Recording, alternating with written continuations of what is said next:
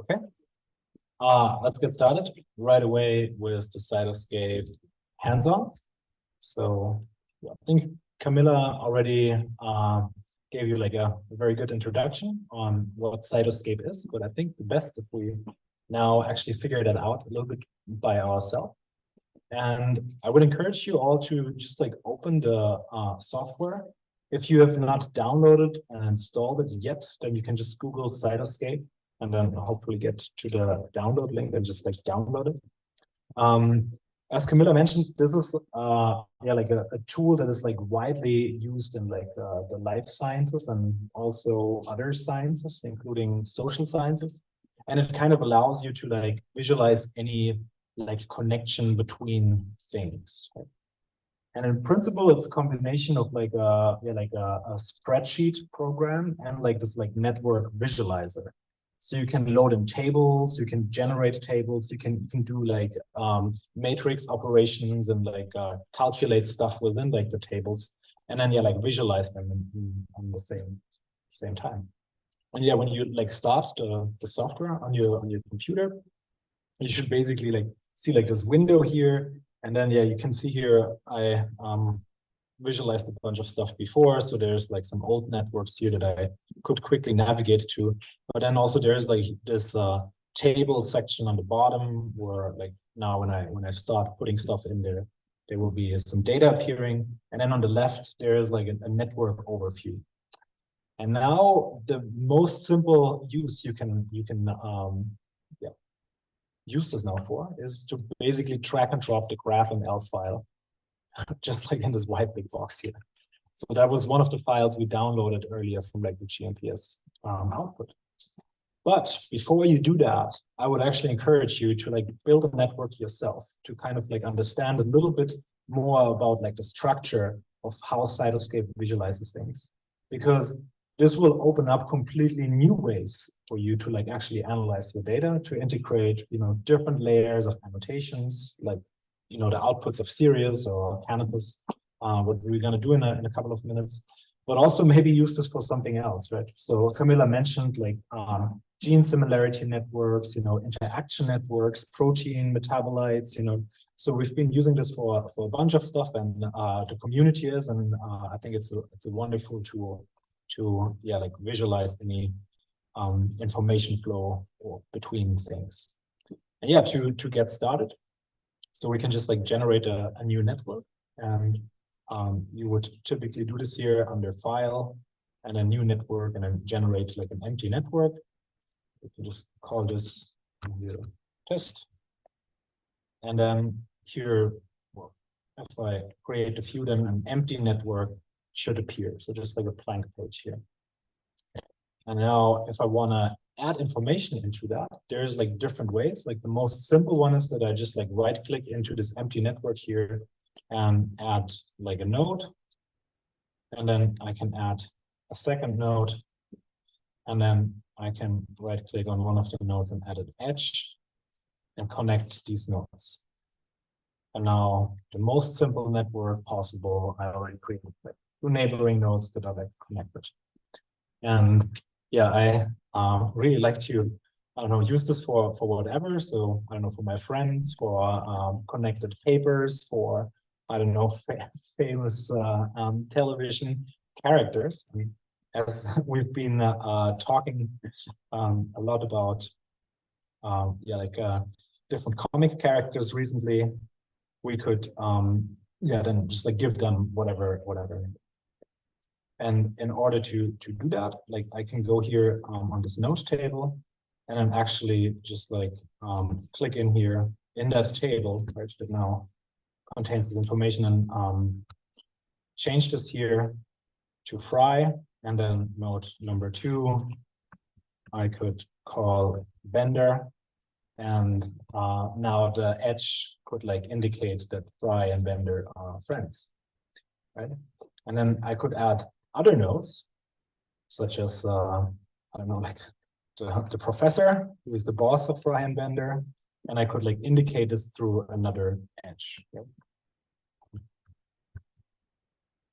So now, obviously, this is going to be very labor intensive if I want to build my spectral network manually like that, or like any other network. So I need to like somehow import like a network like more easily, right, into that. And there again, it's really important to like understand like the data structure of like the files you're dealing with, because then, you know, it becomes more simple for you to like actually, you know, modify and like debug things, and also like come up with like completely new ways of visualizing your data. And yeah, like, so the most simple thing would be that we have here like an, you know, example table. Here I got some for, again, Fry and Bender and so on. And I call those names, right? And that would be like a simple text file, which I can visualize here quickly for you in Excel or in the editor or whatever. And that's kind of just like a list of basically different like items. So yeah, this actually loads and doesn't let me down. Yeah, then I will, you know, get now here, just like this like little table. So it's numbered 1, 2, 3, 4, and so on. And then the characters are like Fry, Leela, Bender, Professor Farnsworth, and so on. So now, obviously, this does not show any like connectivity, right? So these are just like items. So that's why in order to like build this network, I also need a file that actually tells me what to what is like connected. And this would be then a so-called edge file. And now if you think what files we uploaded earlier to GNPS, there was already this IIN edges file, right? And this is exactly such a file that basically connects different features by their IIN identities. And also later, if you will explore a little bit in the GNPS output, you will find such edge files, right, that build that. And like, yeah, like the same way, you know, I can open this in like Excel or the editor, and I will now just see here like the most simple way, you know, self connections between node number 1 and 1, between 2 and 2, and so on. Now I could also add new connections, like I could say 1 and 10 are connected, and 1 and, I don't know, 5 are connected, and so on. And now obviously I think it was relatively big and generate big networks. And yeah, I would encourage you to actually just, as we're talking now, like to write like such a small file as a test example for you and actually try it out. And then, yeah, I can save this here as like a text file. It can be also CSV format, so it's quite flexible. And then if I go to Cytoscape, I can now go to File, New Network, or import, excuse me, import network from file, and then select this text file here, edges, and then bring it in. And now there's like this wizard here popping up, which actually asks me, okay, which information should I connect to what? Because these tables can be like fairly large, you know, and have like other metadata in there. So I need to tell it what is actually like the, you know, the name of like those nodes. And in my case, it's fairly simple because I only have two. So one is like the source, and the other one is the target. And I can, yeah, like basically define this here, and then hit OK. And then it would just like load now these nodes in here. Okay, and now, well, it's just like numbers, so I don't really know what like those things are. But now to these nodes, I can now load in the other table, which actually gives me like all like this meta information about like these nodes, right? And such meta information could be like the outputs from series, right? If those were like IIN features, then I can now load in like the series IDs as a layer. I can load in the library IDs as a layer. I can load in MS2LDA, you know, like substructure information from Justin tomorrow, so I can like stagger these networks. And this is really powerful because, you know, it opens up like a data integration to whatever. So if, I don't know, de novo annotation will become a thing, then maybe next year you can load in MS Novelist, you know, and so on. And yeah, just to also like do this really quickly, here as an example, I'm gonna go to import, and then import table from file. And then I can now load this names table and open it. And now here, I just need to like set this key symbol here to actually tell it what is like the variable of like these nodes that needs to match this information to. It's a little bit like the V lookup function in Excel, right? So you want to merge two tables on top of each other. So you need to know what the identifier is, or like the merge function in RBase. So, okay, if I set this, and I can like load this in now, and now you will see that in my table view here, I get like the list of like character names as well. And now I can go here to the style, and then actually start changing like the labels of the node by like going here to label and select now character as like the attribute and use like the path-through mapping. And then very nicely, I get all like the different like characters, and I could like even, generate new connections. For example, here, Kif is like the close friend and colleague of Seb Brannigan, and I can indicate this here, like in the network. Now, you will also see that there's like the self-looped things, right? So like each node has kind of like a self-loop thing.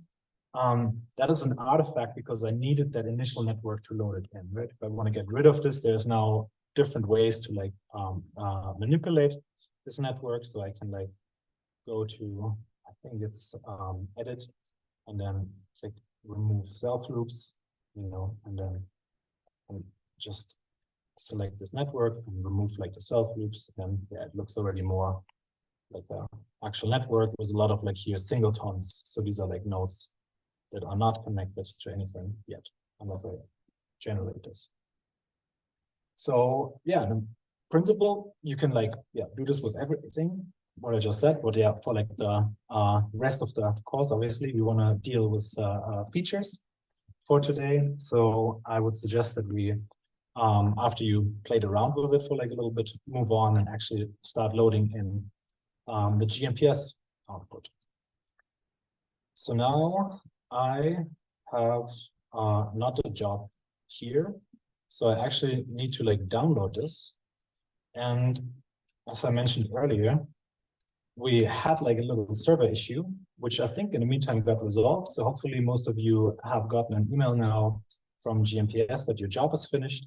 So you can download like now the Cytoscape data from there, or you can also go to the summer school folder and actually download these files from there. So I'm just gonna quickly do it because I don't have it on my computer yet. And I'm gonna show you where this is like located. So under the data folder, there should be GNPS. And then in GNPS, there's like sampling, and then also like the particular quick links. Quick question to the serious people: which one should I use that matches to what you uploaded? It's the example, correct? All right. So for you, if you want to do the exercise, obviously I would then use like the one from like the group you're working on accordingly. Okay.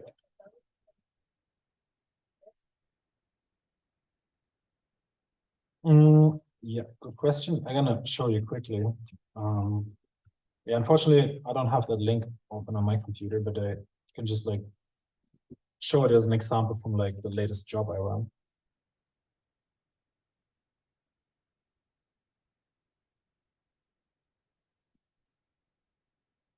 So there should be a button download Cytoscape data. It's actually pretty straightforward.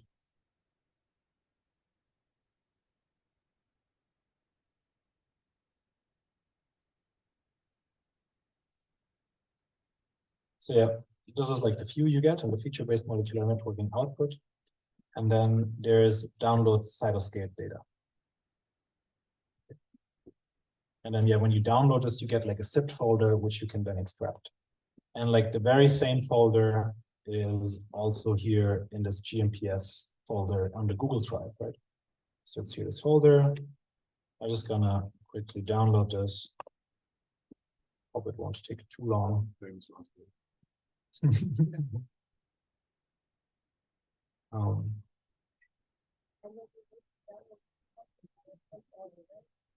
Yes.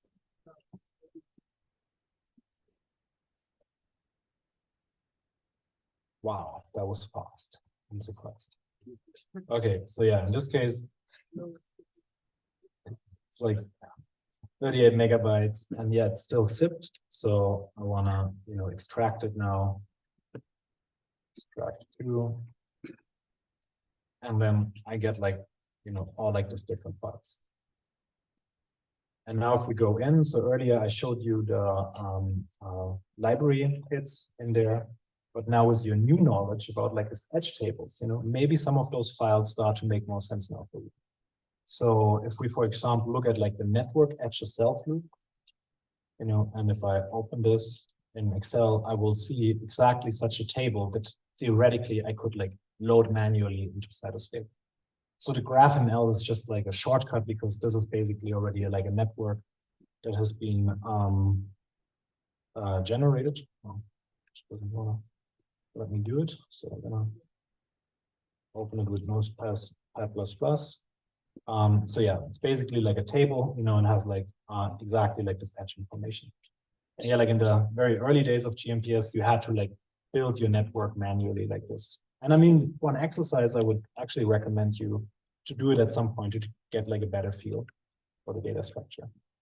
But yeah, now like the easiest way to get the stuff into Cytoscape is to use like this GraphML file here.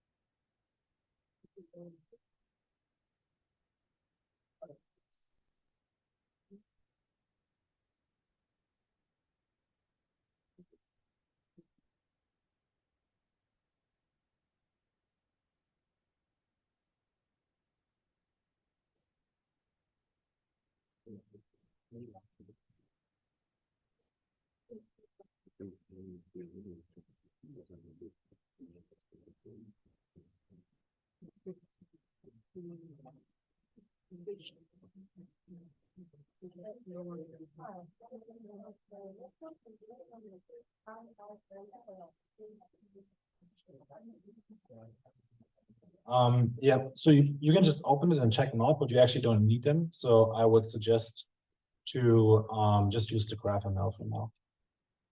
Is this like a little bit better to see now? But still too small.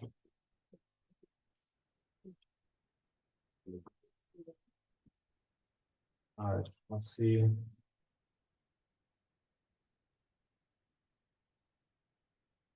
Is it okay? All right. So yeah, if you wanna now drag and drop like this GraphML file, you can just like, oh, okay. So yes. So just like that GNPS molecular network GraphML. So there's also the IIN collapsed one. So this has like some reduced complexity by like collapsing the different adducts into one node. But yeah, like this here would be the generic one. So, and then yeah, you drag and drop this into Cytoscape, and then it should load it now. And then you will also see, because I've been like messing around with like this Futurama network here. They will be listed as different networks here in this table. It's also like, yeah, like a way to navigate. If you open different molecular networks, you can have them all in one file. But yeah, what you should see now is basically like that, like this larger network appears. And then yeah, like in the very same way, as I just like did this, like I could zoom in and like investigate individual nodes, and then like see like all like this meta information about these nodes. All right. Yeah. What's the difference between if I'm downloading the direct Cytoscape preview for download, like it's showing it different. So what's the difference between those two? I think like just like the direct download shows you like a preview. Yeah. And then the GraphML should be fairly the same, I think. So it's just here you don't show the pie chart. Here you can show the pie chart too. You may just like need to like indicate it through like the mapping. So Yeah, for now, I would suggest to use the Cytoscape download. So this one here, as the other one sometimes also is probably but yes. All right. So who of you has a network, a molecular network in front of them? Right. Okay. Who is still struggling? Okay, then maybe if it's just a few, some of the other instructors could like pass by and give you a hand with that. Just like raise your hand, please, once again. What's the difference between the GraphML file and the main folder? And then there's two other GraphML folders. Mm-hmm.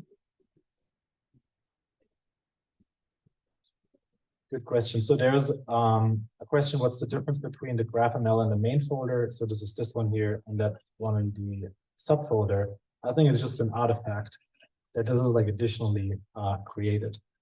Let me see if it has the same size. Yeah, it's 50 megabytes and 352 kilobytes, which is very much the same. I think it has something to do with that if you download data from GNPS in general, it always gives you everything.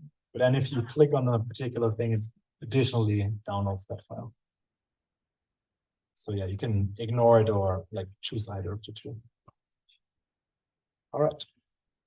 Okay, so then yeah, like when you have like this network, then obviously like one of the first things is that you wanna start like changing like the style, right? And then you go like to the style tab, and then again, like I labeled like Bender and Fry before, you could now change this here to like, I don't know, compound name, you know, and use like pass-through labeling to quickly identify like the nodes that were actually annotated with the library.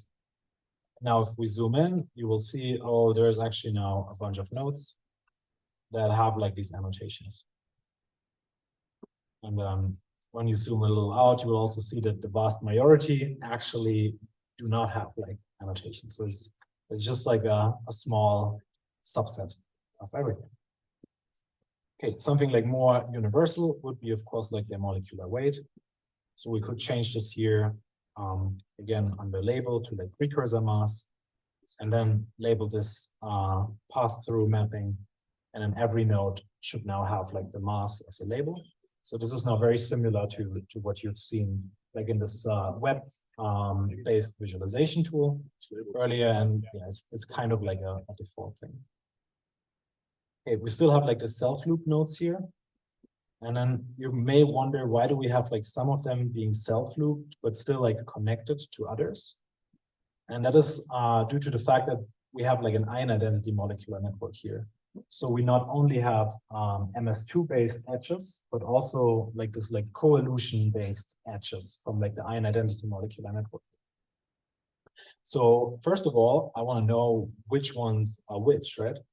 So here I could now simply like change the color of like the edges that are like MS2 to the color of the edges that are like IIN based.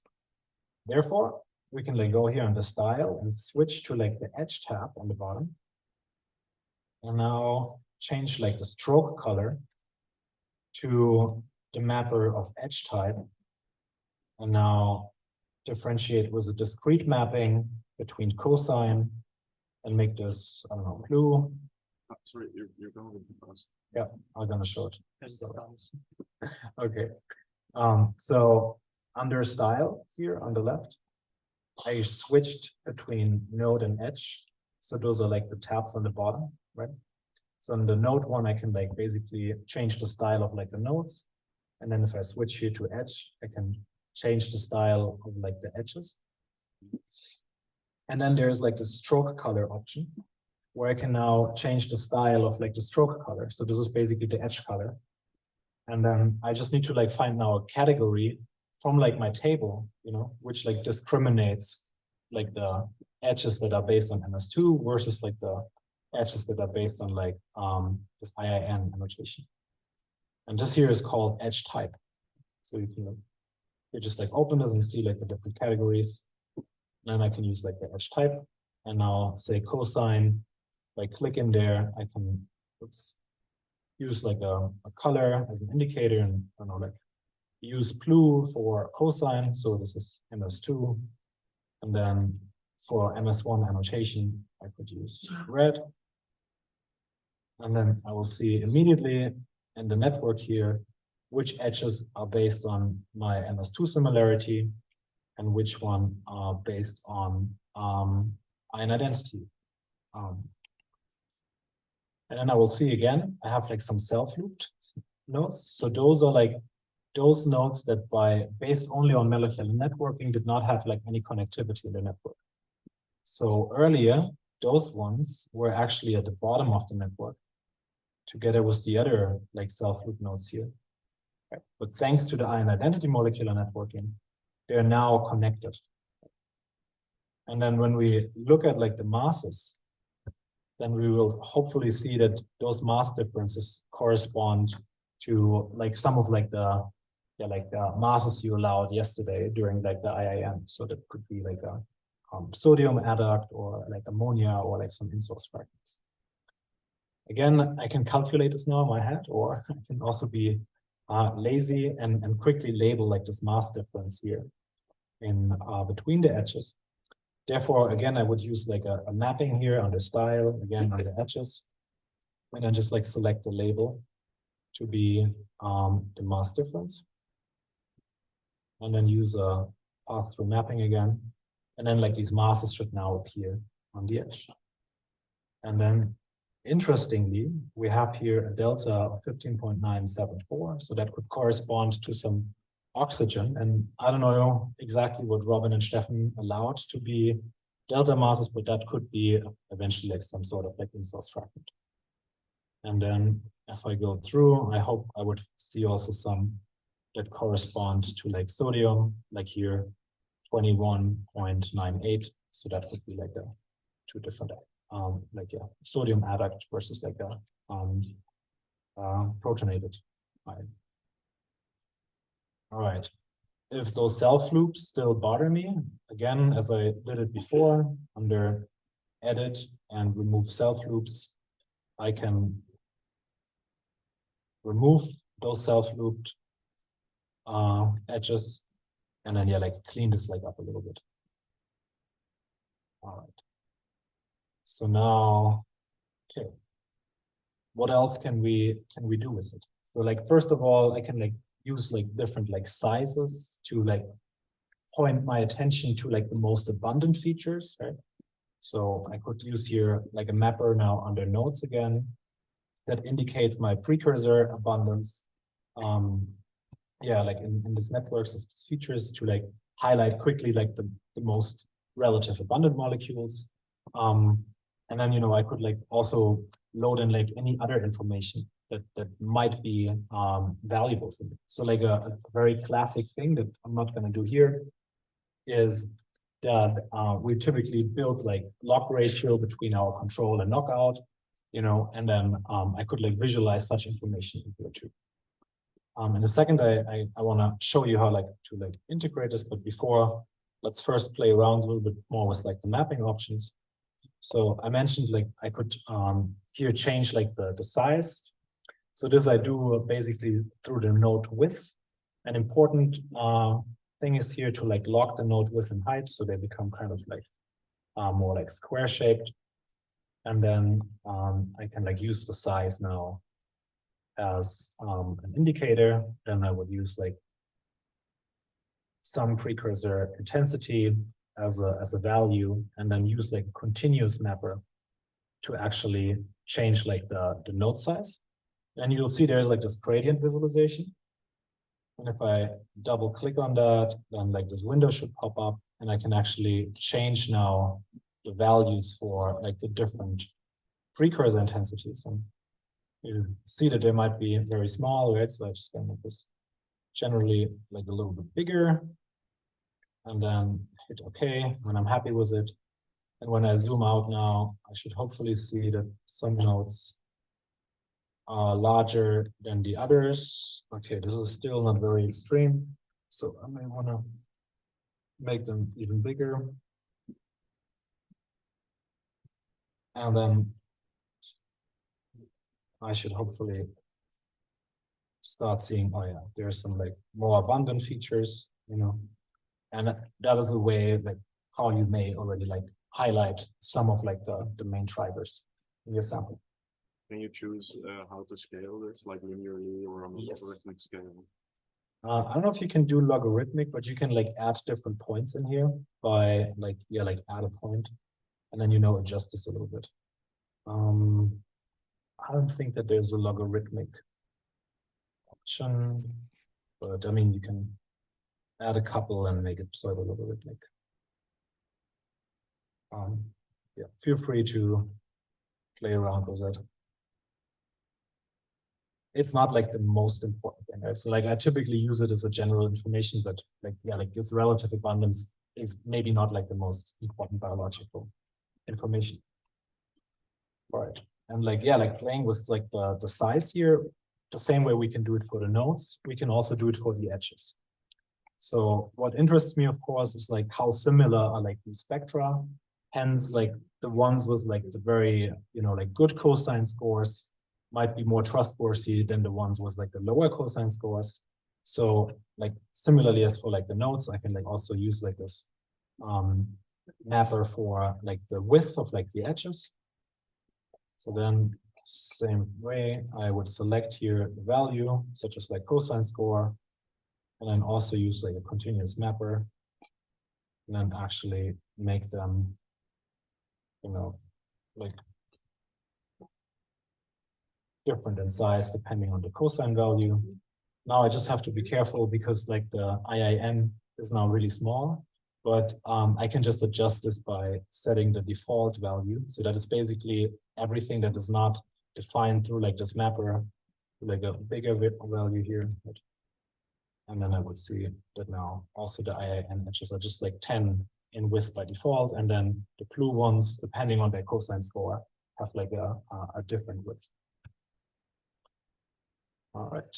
So now I think we get already some more information into this network, but now, of course, like what about like biological relevant information? So particularly like this A-B questions are like classic scenarios. You have like a knockout mutant, or you have like a two cohorts like of I don't know, like your treatment group and your control group, and you want to like now check, okay, are those features like differentially abundant in here? And this is where like the metadata comes in very, very handy. And like you want to like provide this design, this experimental kind of like, yeah, meta information about your samples already into the analysis of GNPS. Because what GNPS does with like that metadata is that it creates like average intensity values for these groups. And those you can then select here as a mapper to like display this information in a pie chart, for example, over the nodes. In order to like generate these pie charts, we would go here back to node and then use like the image/chart option and like include here the pie chart. So again, it's here under image chart. And if it's not appearing, there's this property option here where you can actually hide and bring in some of the settings. So, but I think by default, it should be there. Sorry, can you repeat this? Yeah, so do you see the image chart option? Okay. And then you just like click here on one of the boxes. And then there is in the drop down, there's three options, image, and then chart. And then if you click on chart, there's like different chart types, and then you can like use like the pie chart. And then you can like now load in different groups that actually gonna get displayed. So here by default, it's selected charge. That's obviously not of interest, but I can now go here on my different GNPS groups. And to be completely honest with you, I have like no idea what in the metadata was, but I assume that something like skin and plasma might be meaningful. So I will select those two, but obviously this depends on your metadata. So if you had like two categories like treatment and control, you would select those. Or in my environmental metabolomics data, if I have like 10 different sampling sites, you know, I would like select those. And then I can like visualize like the average intensities in there. And now if we zoom in, you will see that now on your networks appear like this, this pie charts. And then I can quickly see that some of those nodes have kind of like only one color in the pie chart. So then they may come either from like or are present in the serum or in like the skin. And some others are like present on like both, right? So obviously this is like super simple, but yeah, like you can play around with it and eventually use more categories or different categories. Okay, everybody got to the pie charts? Did this work? Can I see some hands who got pie charts on their network? All right, who's still struggling and needs help? Okay, then I would ask perhaps one of the expert helpers to stop by. I'll take over there. Yeah. All right.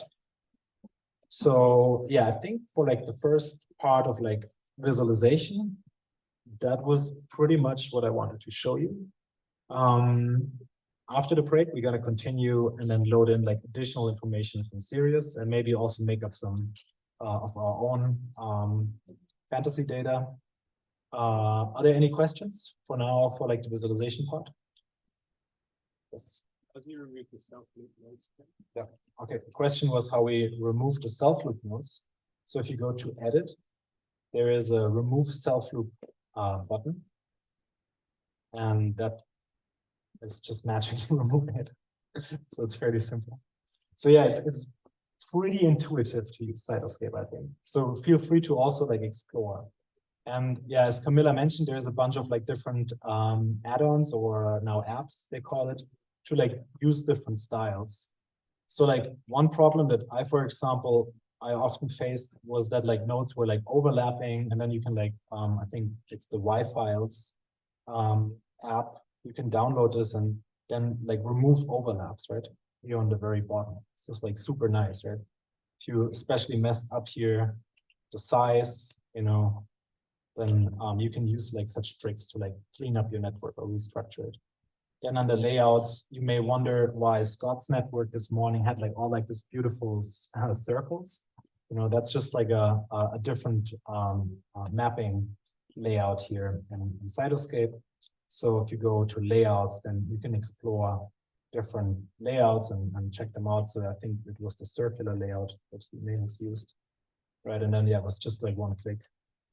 I will now also get some circular networks. All right.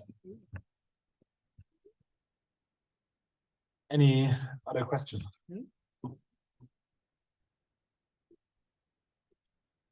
All right, then let's take the coffee break and then let's continue in 30 minutes.